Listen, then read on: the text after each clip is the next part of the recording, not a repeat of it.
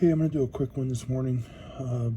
Just was thinking a little bit more about First Peter 2, and I just wanted to kind of start in verse 1. And I want to apply this to relationships, in my case, specifically marriage. So if you've got any issues with your husband, your wife, and there's strife between you, we found out by looking at carnality that when there's strife between people and there's divisions, then there's carnality involved. There's probably also going to be some of these things involved as well. I'm in First Peter chapter 2 here. I'm just starting the first verses. We're just going to do a couple verses here. Wherefore, laying aside all malice and all guile and all hypocrisies and envies and all evil speakings. So we're talking about things like malice. Malice would be a desire to hurt one another. We need to put that aside.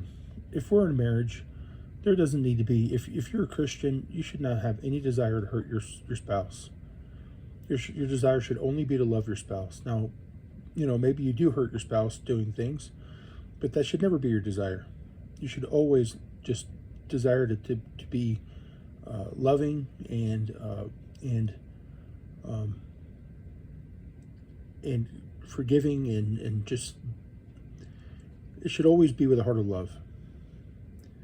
And then there's guile, which is deceit or trickery. There should be no deceit. You should not be keeping things from your spouse. You should not be lying to your spouse about what you're doing behind their back. There should be open communication, 100% open communication between spouses. I absolutely believe that. I believe that lack of communication, keeping things from the other person, will destroy marriage very quickly. The devil is known for, it says he's a liar from the beginning and the father of it. So be very careful with that. Hypocrisies, much like lying, it's a pretending. It's like an actor where you're acting out a part. You're not actually a believer of that. This isn't who you really are, but this is who you act like because you want to make sure that other people see you that way. And evil speaking, that's pretty, envies. Envies is like a jealousy over somebody else's position. What somebody else's position is, there's an envy with that, whether it be another person's spouse. You might be envious of, another woman because she has a better husband, or you might be envious of another man because she has a better wife. You might be envious because of a position within the church or within a job. You need to put that away. Let God put you where you need to be. If you're married, you are exactly with who you should be. If you're in a position, then you need to just work as unto God and let God take care of the rest. And as for evil speakings, that shouldn't come out of our mouth. There's a whole thing about the tongue in Titus, and there's lots and lots of verses about the tongue.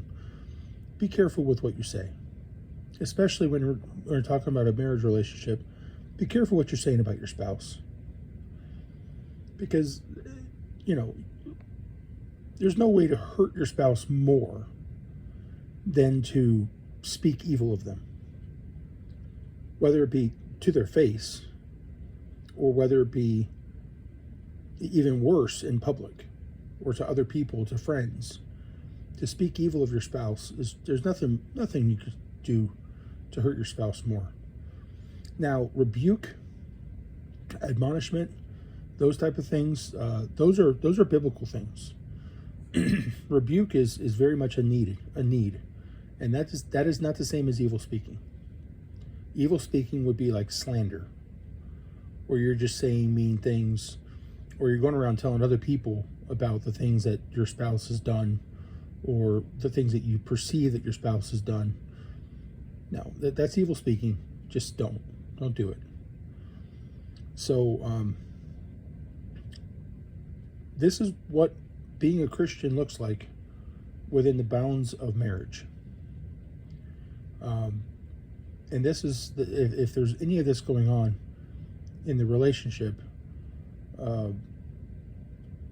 that may be the dagger that's killing your marriage. Love you. Hope this helps somebody.